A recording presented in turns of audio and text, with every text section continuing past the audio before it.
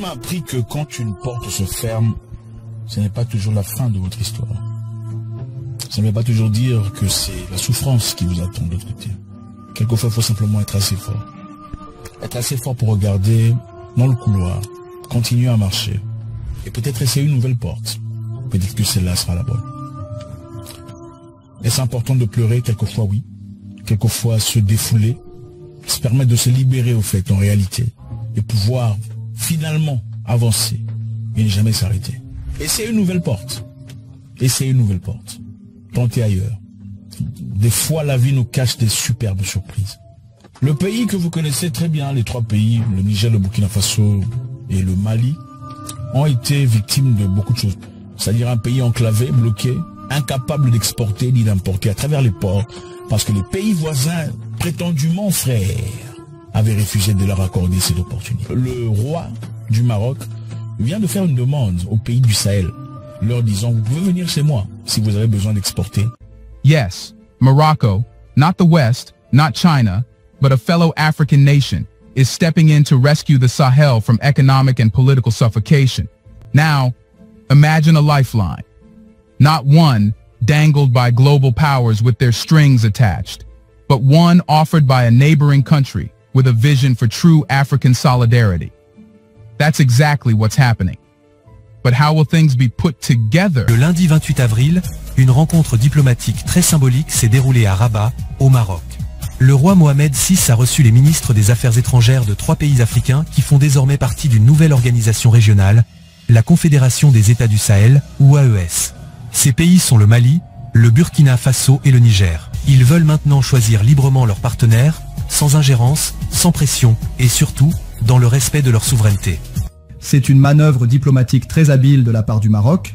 Depuis que le Mali, le Burkina Faso et le Niger ont tourné le dos à Paris et à Alger, le Maroc a su proposer une alternative pragmatique, coopération économique, soutien diplomatique discret, respect des souverainetés. Une démonstration de force. Un peuple révolté, fatigué des multiples immixtions de l'Occident dans la gouvernance du président du Faso, le capitaine Ibrahim Traoré. C'est ce qui est dénoncé ce 30 avril. Les manifestants donnent de la voix à la place de la nation de Ouagadougou. Le roi du Maroc a accueilli cette délégation avec beaucoup de respect. Il a écouté les messages venus de Bamako, de Ouagadougou et de Niamey.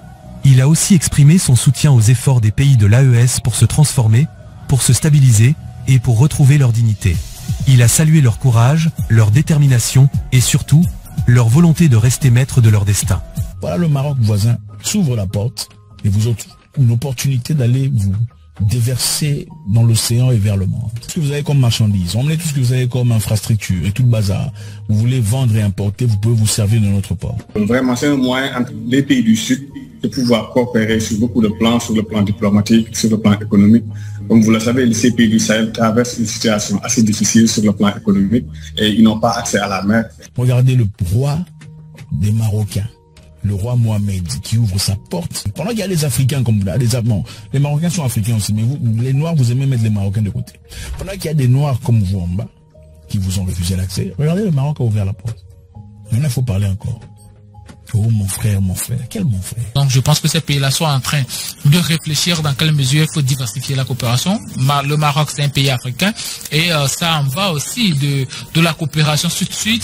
Et pour moi, je pense que c'est une très bonne chose. Ça en va de la concurrence et il faut créer de la concurrence. Et donc pour moi, ça ne pose pas de problème.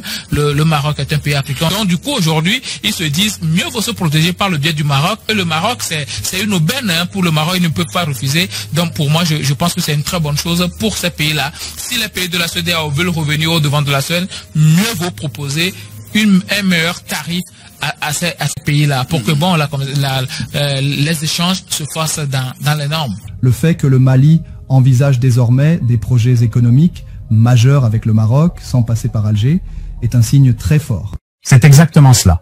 Le Maroc agit avec intelligence et pragmatisme. Il propose des partenariats économiques concrets, du développement, du commerce, de l'énergie verte, pendant que l'Algérie reste enfermée dans des logiques de confrontation et de nostalgie révolutionnaire. C'est cette différence de vision qui fait que les pays de l'AES se tournent naturellement vers Rabat. L'Algérie, en ce moment, en dehors de la Tunisie, n'a pas un seul voisin avec qui il s'entend. Ce qui est aussi constant, c'est que plus de 80% des leaders qui nous assaillent sont d'origine algérienne. Le grand problème de l'Algérie, ce n'est même pas le fait qu'on a violé son territoire, c'est le fait que le Mali a reconquis Kidal. Parce que quand on a reconquis Kidal, mais les gens ont, en tout cas, beaucoup d'informations selon laquelle les ressources du Mali étaient exploitées de manière intelligente par ses voisins. Et la preuve est que depuis que Kidal était, on a reconquis cette zone, le gaz exporté par l'Algérie, le taux a drastiquement baissé. C'est ça le fond du problème. Donc tous ces aspects-là, c'est cette forme des origines qui fait que l'Algérie n'a aucun intérêt à ce qu'il y ait la paix au niveau des trois frontières, parce qu'effectivement, c'est un pays qui peut tirer ses billes. L'Algérie, en réalité, n'a jamais su construire une offre régionale positive. Ils ont toujours voulu imposer leur vue par la pression diplomatique ou idéologique. Le Maroc, lui, tend la main, construit, investit. Résultat, même les pays traditionnellement proches de l'Algérie prennent aujourd'hui leur distance. Depuis plusieurs années, les pays du Sahel sont confrontés à des défis très graves. L'insécurité, la pauvreté, le manque d'infrastructures et surtout, une dépendance économique et politique envers l'extérieur. Donc sur le plan sécuritaire, en tout cas, il y aura des assistances militaires, de la formation, parce que beaucoup d'éléments, je pense, de l'armée, les pays de l'AES vont peut-être bénéficier d'une formation et d'échanges. Il peut donc aider les pays de l'AES à renforcer leur défense, à former leurs forces de sécurité et à partager des informations utiles. Cela pourrait améliorer la sécurité dans toute la région. Il y a aussi le domaine de l'éducation. Le Maroc a plusieurs universités reconnues en Afrique. Il pourrait accueillir des étudiants venus du Sahel, leur offrir des formations de qualité et ainsi contribuer à former une nouvelle génération de cadres compétents et patriotes. Cela renforcerait les liens humains entre les peuples africains et permettrait de construire une vraie solidarité panafricaine. Ces trois pays ont décidé de se soutenir mutuellement, de se défendre ensemble, de construire ensemble. Le Maroc comprend que l'Afrique de l'Ouest d'aujourd'hui veut du concret, pas des grands discours. Infrastructure, agriculture, énergie, éducation, ce sont les dossiers sur lesquels Rabat avance intelligemment. C'est le 6 novembre 2023 que l'initiative royale pour l'Atlantique a été évoquée pour la première fois par le roi Mohamed VI, l'idée étant d'offrir aux pays enclavés de la zone sahélienne un accès à l'Atlantique par le biais d'infrastructures modernes et des ports stratégiques tels que Tanger-Med et Dakhla. Seydi Kaba, chercheur spécialiste du Sahel, confirme cette analyse géopolitique. C'est une initiative qui permet au Maroc de se positionner sur le plan diplomatique et politique, alors que le Maroc renforce ses relations avec ces pays. Et les relations de ces pays avec l'Algérie se dégradent. Début avril, le Mali, le Niger et le Burkina Faso ont annoncé le rappel de leur ambassadeur à Alger, accusant l'Algérie d'avoir abattu un drone de l'armée malienne dans le nord du Mali, près de la frontière algérienne, à la fin du mois de mars. Face au roi Mohamed VI, les ministres des Affaires étrangères du Mali, du Burkina Faso et du Niger ont donc réaffirmé leur engagement en faveur de l'initiative pour l'Atlantique. La diplomatie algérienne est en pleine débâcle. Ils vivent encore dans les slogans des années 1970, alors que le Maroc construit du concret sur le terrain. Regardez en Afrique. Là où l'Algérie organisait des conférences sans lendemain, le Maroc construit des routes, des universités, des centrales solaires. La différence de vision est flagrante. C'est dans ce cadre qu'il se tourne aujourd'hui vers le Maroc, un pays africain qui a une longue histoire, une forte stabilité et une expérience utile dans plusieurs domaines. Le Maroc renforce sa coopération avec les pays du Sahel, puisqu'à la suite d'une rencontre qui a eu lieu hier, du coup à Rabat, où Sa Majesté Mohamed VI a reçu des représentants des États du Sahel, ces pays-là s'engagent à accélérer une initiative d'accès à l'océan Atlantique. Alors qu'est-ce que ça veut dire ? Il s'agit en réalité d'un grand nombre de partenariats qui sont donnant-donnant pour les États du Sahel et également pour le royaume chérifien du coup. Mais alors pourquoi décide-t-il de cela maintenant ? Eh bien tout simplement parce que l'Algérie, qui ressemblera à ça très bientôt si elle continue de chercher des noises avec absolument tout le monde, que ce soit ses voisins ou des puissances nucléaires, en réalité, le Maroc et les pays de l'AES, du coup, ont un intérêt commun à vouloir s'unir politiquement, économiquement, etc.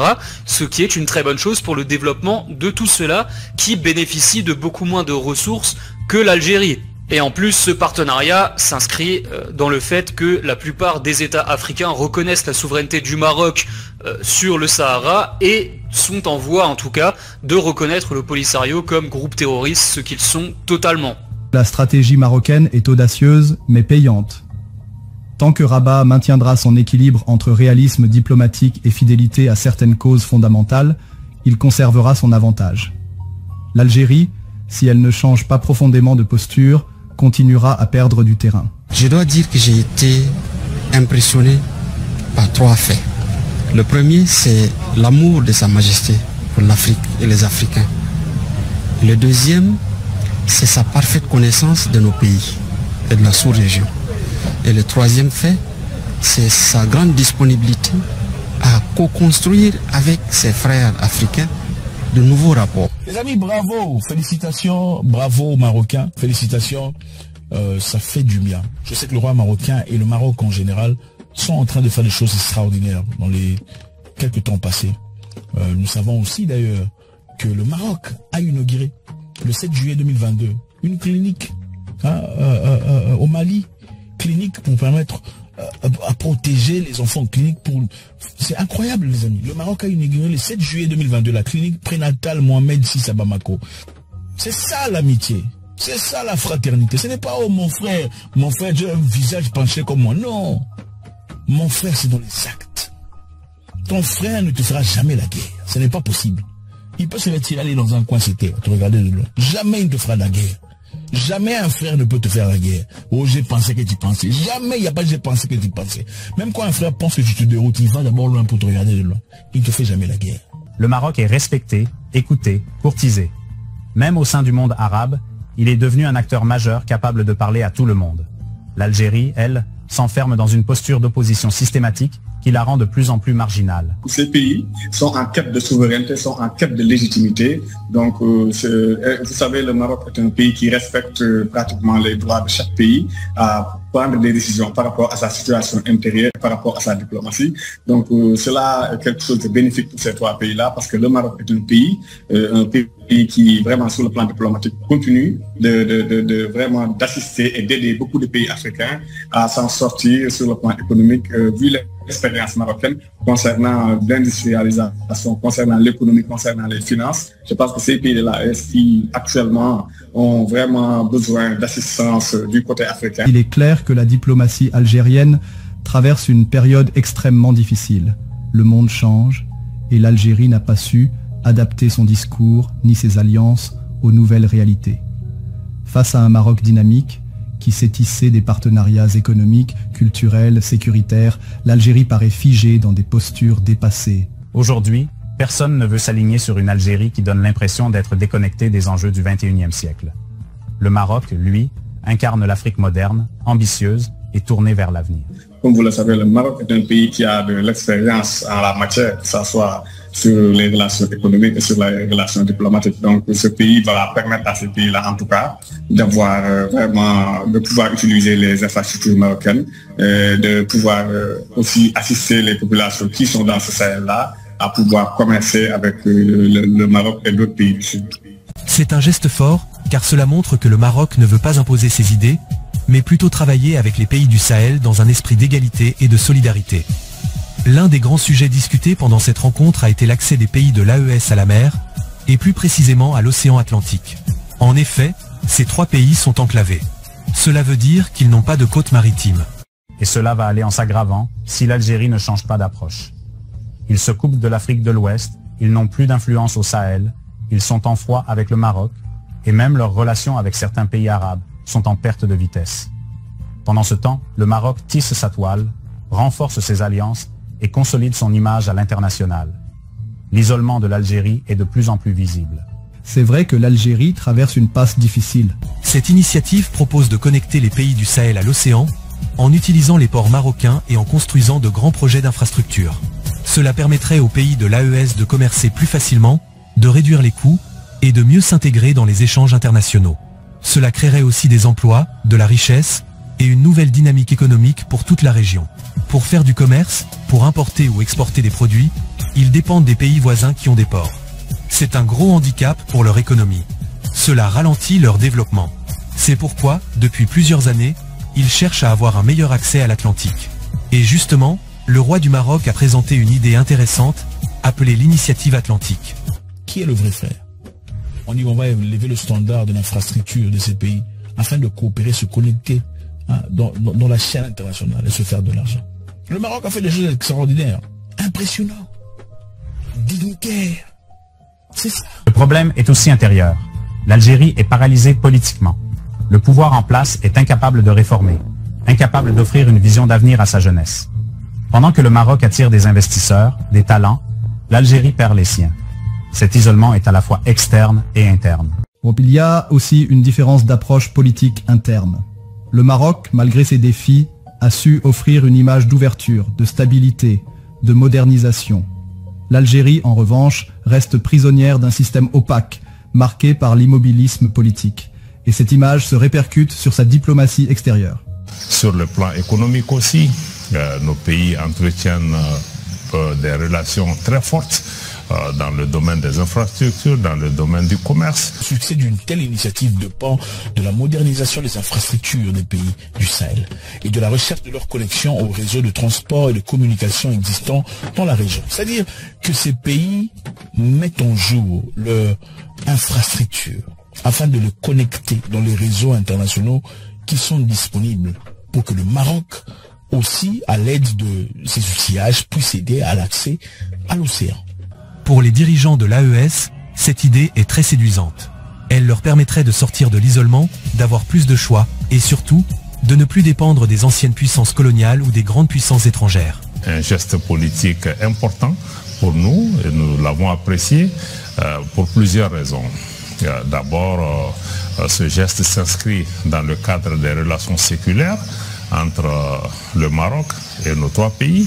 Si Alger continue à s'isoler diplomatiquement, elle risque de voir son poids stratégique s'éroder au fil du temps, surtout face à un Maroc beaucoup plus actif et attractif. Donc, en tout cas, le Maroc va assister ces pays-là dans beaucoup de domaines, comme je l'ai dit, sur le plan sécuritaire, sur le plan diplomatique et dans d'autres aspects. En tout cas, ce qu'il faut retenir aussi, c'est que les pays de l'AES actuellement sont à la recherche, sont à la quête vraiment de stabilité, et le Maroc peut servir vraiment d'un pays partenaire, d'un pays stratégique, comme le Maroc l'a toujours joué sur le continent africain.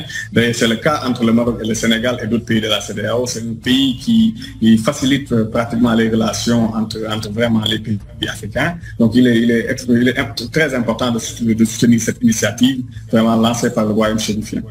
Nous sommes dans un monde de concurrence. Et déjà en novembre 2023, il y a eu quand même une consultation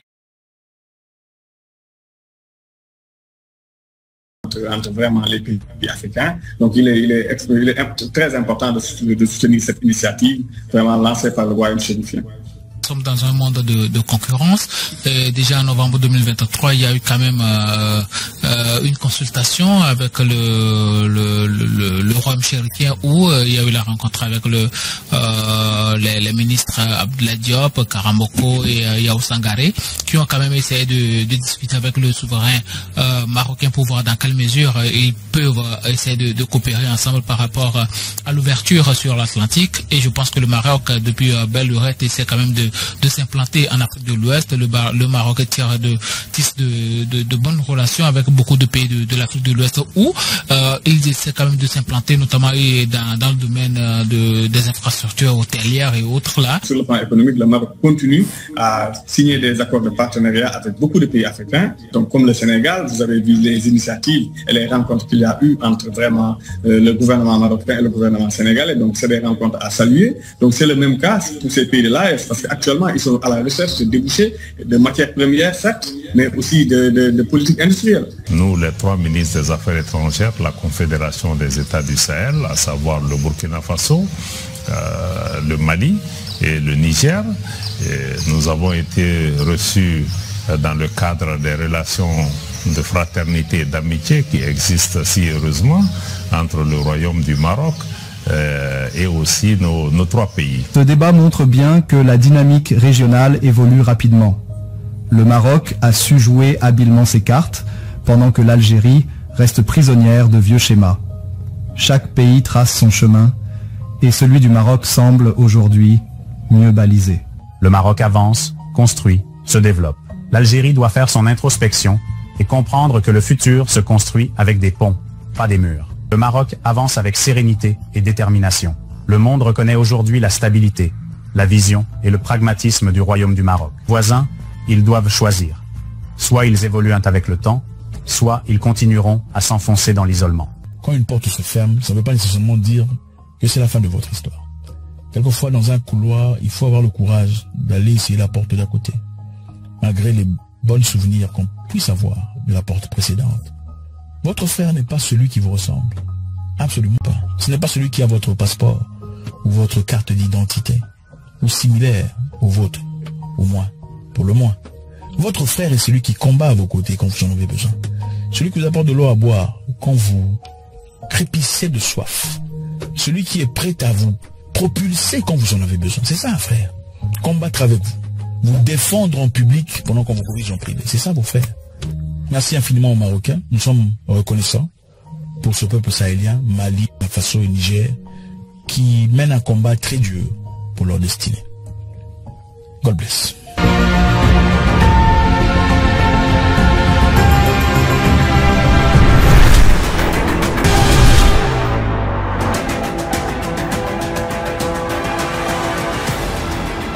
إن السياسات الخارجية لبلادنا تعتمد دبلوماسية القول والفعل.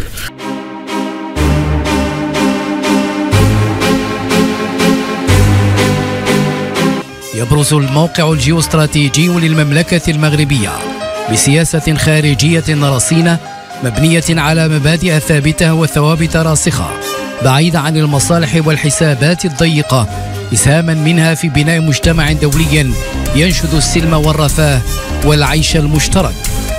وبقيادة جلالة الملك محمد السادس نصره الله، يواصل المغرب القيام بدوره المسؤول في المنطقة باعتباره عنصر أمن واستقرار وتوازن ومصدرا للإشاعة في المنطقة العربية والإسلامية وفي إفريقيا، بنموذجه السياسي والروحي في الدفاع عن قضايا الأمة وعن استقلالية إفريقيا وحقها في بناء نموذجها في التنمية.